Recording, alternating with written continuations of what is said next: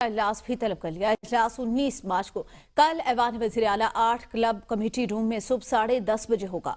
Notification के मुताबिक सूबाई काबीना के इजलास का एजेंडा भी जारी कर दिया गया। इजलास में सूबाई काबीना के दूसरे इजलास के एजेंडे की मंजूरी हिस्सा है।